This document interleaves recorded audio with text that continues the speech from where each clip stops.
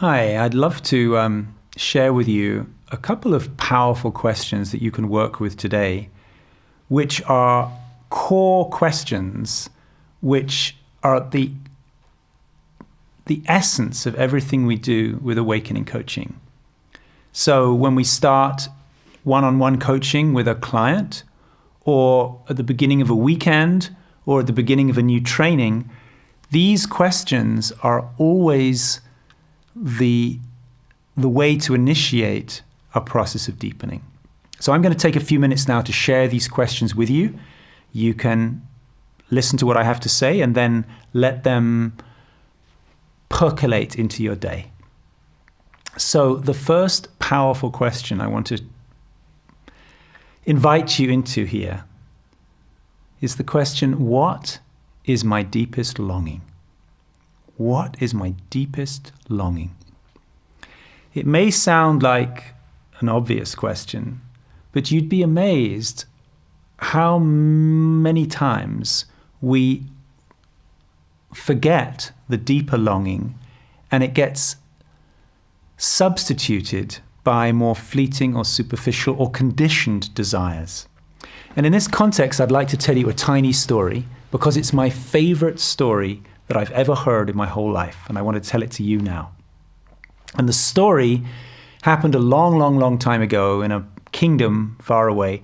Unfortunately, it's not a politically correct story anymore because it involves a king who has to pass his kingdom on to another king. So today that doesn't work like that anymore. We have queens with equal rights as kings, but this is a long time ago.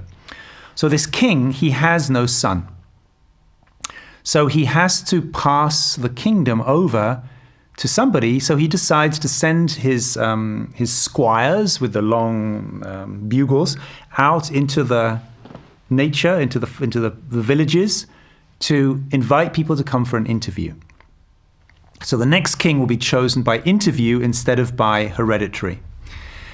So they send out all the pages, and they announce on a certain day everybody should come. And sure enough, on that day, all of the people come from the villages. But of course, they're very dirty. You know, they have little animals in the hair. They've got all kind of dirty dreadlocks and dressed in rags. So the first thing has to happen is they are given a haircut. The animals are removed, a lot of good shampooing, and then they are shaved and given new clothes, silk and satin and velvet. So now they look really good. Now they're guided into the royal banquet hall where there's fantastic food from all over the world, food all down the one side of the banquet hall. They can eat as much as they want. So they're eating, and there's, of course, many kinds of wine and all kinds of alcohol. So they're eating and they're drinking.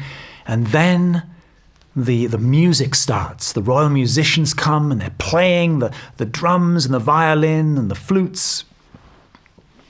And then out come the dancing girls with the bells and all the thing. And so everybody now, they're eating and they're drinking and they're dancing with the dancing girls. And it goes on and on and on and on until the night time. At 9 o'clock at night, the guards come again and they said, "You must leave now." So these people from the villages, they take a leg of mutton and they wrap it up in the clothes. But the guards say, "No, you can't take anything away. You can only leave with what you came with." So these people now, they're leaving, just again dressed in rags, wandering down the alleys of the city late in the night, singing songs. And they have to go back to the villages. And the king, he calls the prime minister. And the king says, "What happened? I've been waiting here the whole day to do the interviews and nobody came. Nobody came." And the prime minister hangs his head in embarrassment. He says, "I'm so sorry, my lord. But you provided so many good things for them, so much entertainment, that they all forgot why they came." And the king says, "This is such a tragedy, because if only one had remembered, that one would have inherited everything. That one would have inherited the keys to having everything. But nobody came, and so they all remain beggars." And I wonder if already, as you hear that story, if you might begin to sense some allegorical meaning to the story. Because in a way, I feel like we, all of us, are subject to forgetting why we came. It happens when you have a child. When you know you're going to have a child, you have a vision of raising the child in awareness, in love, in the Dharma, in freedom. And then we get busy with driving to the football and homework, and we forget the original intention. When you start a business, you have a vision of helping the planet, of really doing business in a conscious way, of being relaxed and creative. And then we get busy with the bottom line and money, and we start to cut corners. So in every area of life, we forget why we came. So this is a very, very powerful question. If you have time, I would recommend to you to set aside a whole day or even 2 days completely alone, where you can go in the forest and just stay with this question. What is my deepest longing? Why did I come? What is it that really gives my life meaning and purpose, that is intrinsically fulfilling? This is, in my opinion, the most powerful question that any human being can ask themselves. It changes everything. When you ask that question, you regain the authority over your life. The teacher becomes that longing instead of somebody else outside telling you what your life should be about. So let's start with that. Really allow this question to percolate into your day. Maybe you can take a whole weekend with this question. What is my deepest longing? Why did I come? Why am I here? What is it that I can give my energy to, which will really make my life meaningful, so that one day I can die in peace with the feeling of, I did not get distracted. I gave it all.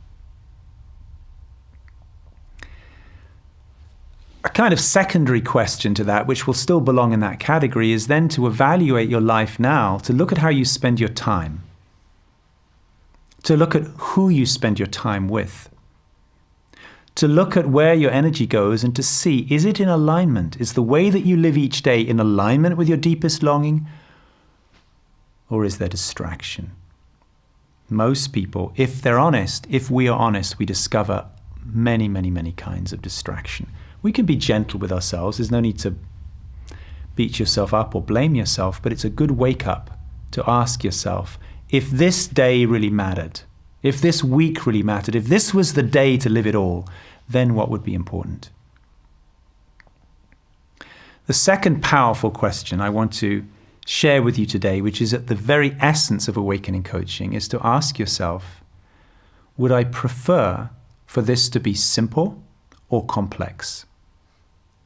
Now that it may seem like an obvious question. Well, of course I'd rather it be simple. But actually, even though we might say, yeah, of course I'd rather it be simple, if we look at how we lead our lives, many times our actions, our choices reflect a preference for complexity.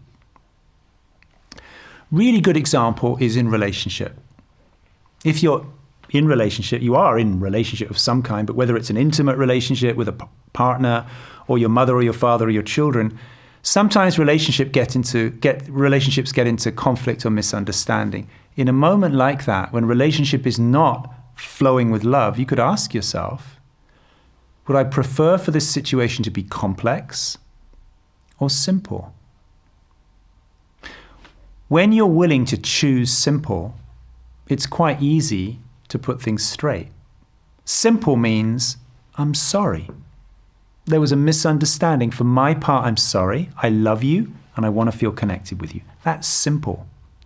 Trying to be right, trying to make the other wrong, getting into an argument is very complex.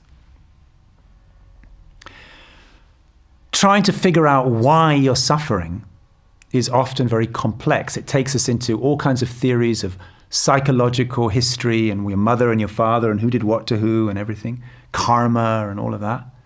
Simple is, could I choose well-being and happiness now? Could I choose to love now? Of course, we can go more deeply into this, and I hope that you and I, sometime soon, will get a chance to go deeper together. But for now, these are two powerful questions that can rock your world. Number one, what is my deepest longing? And as you get a sense for that, number two, would I rather this be simple or complex? Thanks for taking these few minutes with me today, and I'm really hoping that we'll get to do more together in person and live.